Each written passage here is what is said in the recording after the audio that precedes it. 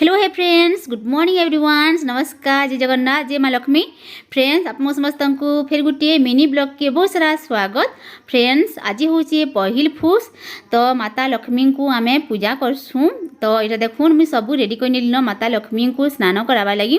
आम साइड आज का माता लक्ष्मी को स्नान करी आम गुधे गुधा कर पूजा करसु। देखुन पूजा मोर ऑलरेडी सरीगलान। आईटा गोटे कि फ्रेंड्स सर्ट वीडियो में बनई ऑलरेडी अपलोड हो सारान।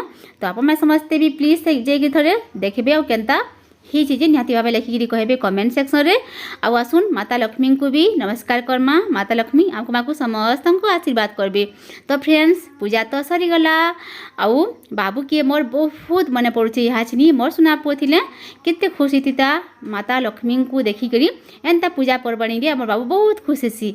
आउ देखुन काଣା काଣା आज का बनी आमर खाइबारे जे हूँ भात, तार साइड रे अच्छे मुग दाली, बहुत टेस्टी बनता मुग दाली फ्राएटा।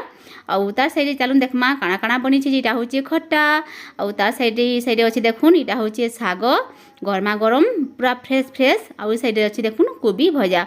तो आज का आमर घरे आज का एंता न बनी फ्रेंड्स। केन्ता लाला आईर मिनी ब्लॉग निहाती भाव लिखिकी कहे कमेंट सेक्शन में।